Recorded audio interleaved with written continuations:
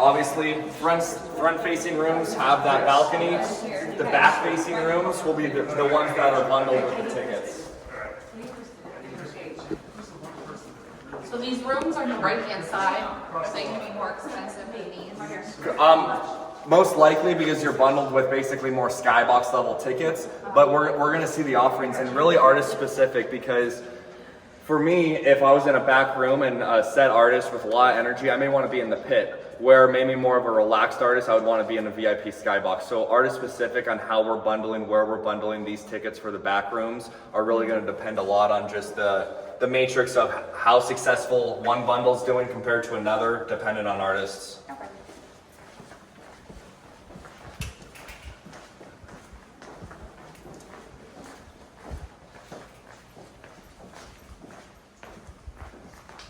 In this tower, elevators were huge. Obviously, you have masses of people shuttling up, whether it's 8-floor steakhouse, the skyboxes, etc. On a traditional hotel of this size of 328 hotel rooms, you would have about 4 to 5 elevators. We have 12. So again, just making sure that infrastructure is there. You can never build an elevator after the fact. So just, again, hedging our bets and just making sure that it's that luxury experience. You're never waiting for an elevator. It's there almost instantaneous.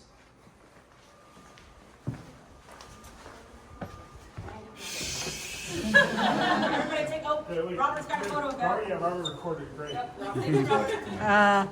We'll figure it out.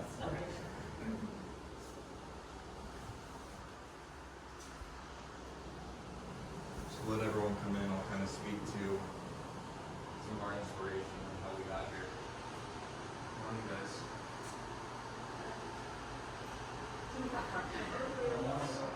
We wanted a kind of a rock and roll style hotel room, but we didn't want to be a Planet Hollywood or a Hard Rock. So fabrics were huge for us, materials were huge for us. Some of the artwork showing off that music intent was big, but again, this is really almost a lounge and a bedroom in one. So the couches, this can, again, when we're bundling with up to 6 tickets, this can comfortably fit 6 people in here. And the main reason why you'll be purchasing a room on an event night, I'll let you guys kind of hop out, is from here we're about 160 feet away from the front of stage. So imagine about 8,000 people below your feet, partying it up. You look above you, below you, everyone's having a good time. You'll notice if you look up towards the doors, there's a giant light strip on each one of these balconies.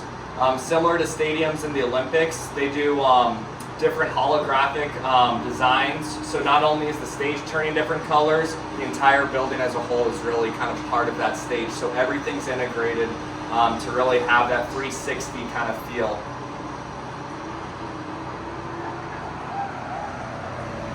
And this is all like fixed seating, right? It's not So like this portable. will all be fixed. You'll have your pit area, just a traditional pit where you can still pull out round tables for private events, everything else.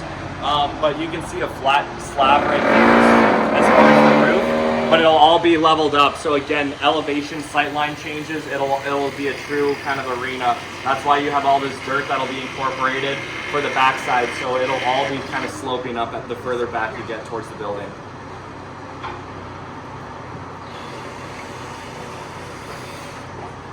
Another VIP offering, similar to floor seats at a Suns game or a basketball game. What's underneath where that gentleman's walking right now is about a 20,000 square foot VIP lounge. So our first 10 rows of tickets will have unobstructed access. You can see the stairwells that they would be walking down into another food and beverage centric lounge where they can get the free food as well as beverage offerings. As well as some of our guests could also get basically the artist meet and greets because that would connect to back of stage as well. Obviously artist dependent. So booking calendars are going to be relatively complex here because you've got to have really artists booked. 100%. So here we're going to probably do, our entertainment team gave us about a 90-day leeway. So Okay. these rooms, even on a non-event day, they'd be going live about 90 days prior to a hotel stay. That gives us enough flexibility on booking the big acts because most of that will be happening after the 90 days.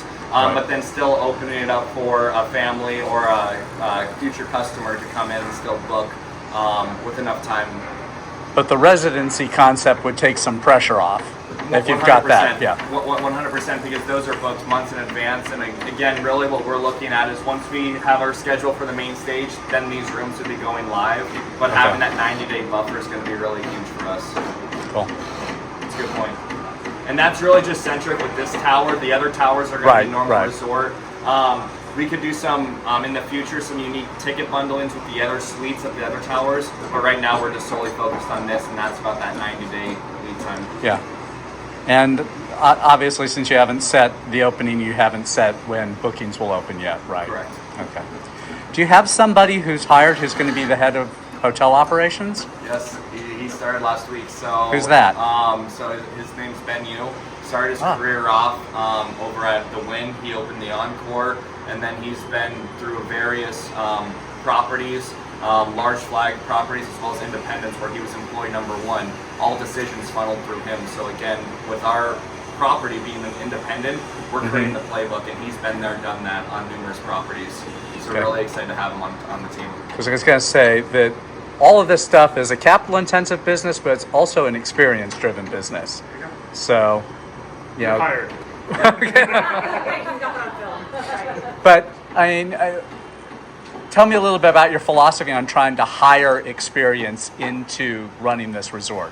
Yeah, What's your approach for that? I think Brian said it best. The opportunity was the biggest attraction for a lot of the team. And again, we've hired people with the Las Vegas Strip experience, the high-end Forbes 5-star experience, the massive Gaylord properties with the group convention experience. So again, getting different people of different backgrounds, different locations in the U.S., and all kind of get them into one room, and not having that playbook, not putting that glass ceiling or the corporate red tape to handcuff them. And we're really coming up with out-of-the-box thinking, because they're bringing in a lot of things that they liked about their previous properties, but it's the things that almost, hey, I could have been so much more efficient if we thought this way.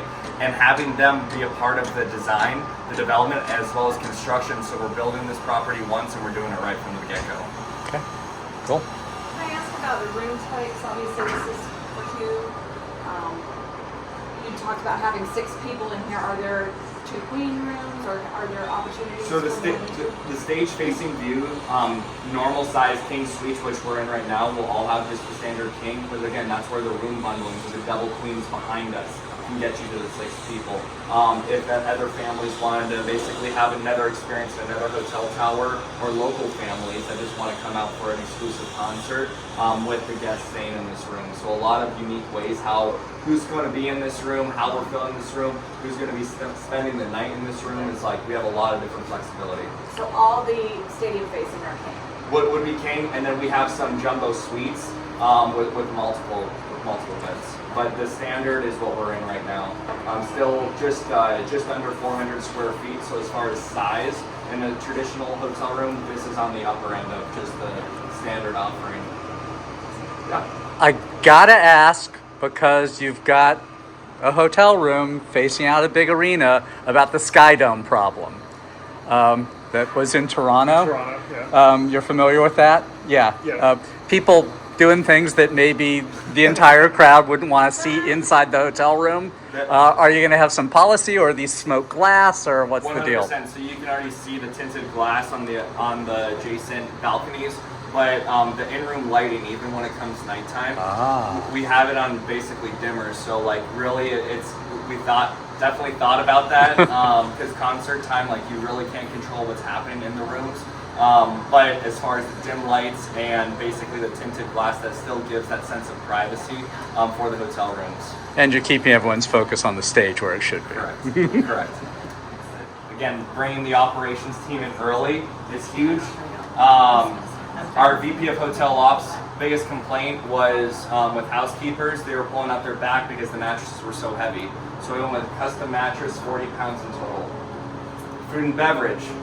Basically building the built-in tables to facilitate your party, call it tray offerings from concert night, not having that portable dainty or anything else. Our VP of Facilities on lights with breakaways, where this room will never really be down for maintenance, because again, this being the party hotel room, we got to keep turning it, and downed rooms is lost revenue, which is unhappy guests. So again, having something that was built to last, spending the upfront money right the first way, is how we took not only this room design, but the whole gamut of the resort with that same mindset. Really quick touches on the bathroom. Wrap the entire restroom with the Carrera marble, so really having just that upper level. Starting to talk to our different OS&E and amenity vendors on some really strategic partnerships on what products we're actually going to be providing in the guest rooms, as well as maybe some of those products have a small retail store alongside property. That's really key. A lot of our stuff is going to be custom within the suites, so having that you only can get it at VAI experience, try it out in your guest room and then bring it home with you is definitely something we're looking at.